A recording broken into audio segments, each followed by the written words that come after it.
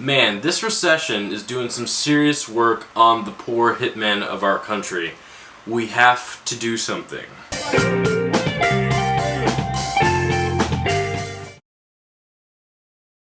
Killing Them Softly is directed by Andrew Dominik, who's done films like Chopper with Eric Bana, which I have yet to see, and The Assassination of Jesse James, which I own on DVD.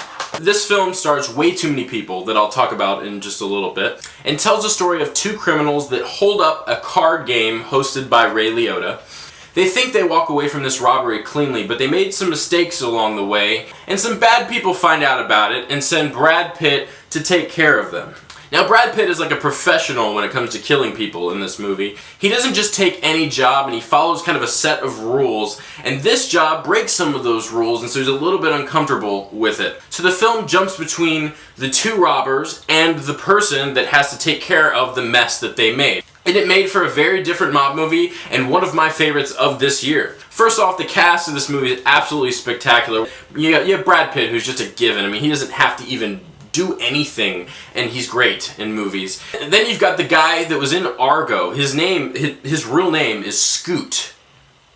He plays like the main robber in this movie, and he's absolutely fantastic. He gave a really great performance, and I think he actually has the potential to get nominated for this role. I thought he was very, very good in this movie.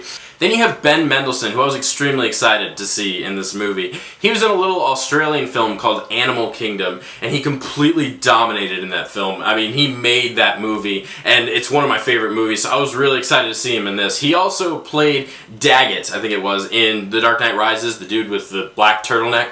He gave a great performance in this movie as the other robber, and I wish he had more screen time because I really loved him in this one. Then you've got Gandolfini from The Sopranos. He plays this washed out hitman, and he was really great in this movie as well. He only has a few scenes with Brad Pitt, but I really liked his character in this movie when he was in it. Then you've got Richard Jenkins, the dad from 6 Feet Under, and he was in Cabin in the Woods this year.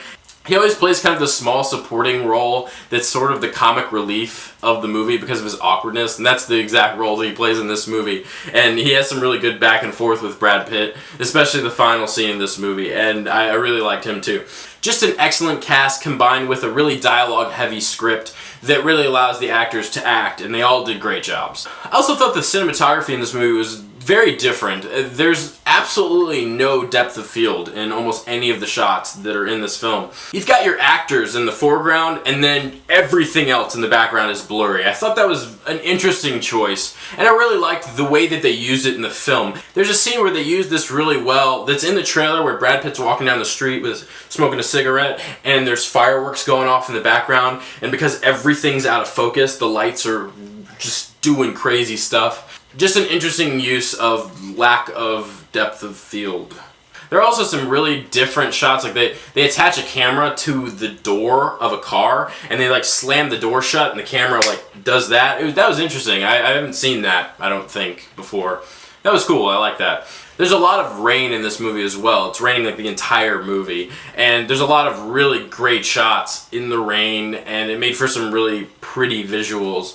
I like that. This movie had a fairly simple, straightforward plot, but the way it was told and the dialogue of the film and just the performances and the characters really made it unique and different and made it really engaging. I really enjoyed this film. A lot of critics have been saying that this movie is incredibly boring and slow, and I understand that. It's a slow-moving film, and you have to know that going in. As a director, Andrew Dominik really likes to take his time with his films. The Assassination of Jesse James, for instance, I've seen that, I really liked the movie, and because of that, I knew what to expect with this one. I knew it was going to be a slower paced film, I knew it was going to be more character heavy, dialogue heavy, and I knew that going in, so I really had no problem with it. But know that it's not an action movie, it's not your typical mob movie, it's a little bit slower paced, and know that. I'm going to give this film an 89 out of 100. That's a high B. It's a slow-paced film, know that going in, but it's got some really great performances, some interesting characters, and a fairly straightforward plot that was handled well. It was a very unique change of pace for the hitman mob genre, and I really dug that. I did really enjoy this movie, but I don't think it's one that I can really recommend. I'm going to be perfectly honest, this one's not for everybody, and it's definitely not one that you need to rush out and see in theaters. Anyways, that's my review. If you enjoyed this video,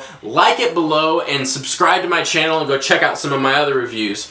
Then comment below this video and let me know what your take is on Killing Them Softly. Are you gonna see this one? Are you excited for this one? Have you already seen it? Comment below and let me know what your thoughts are. Thanks so much for watching, guys.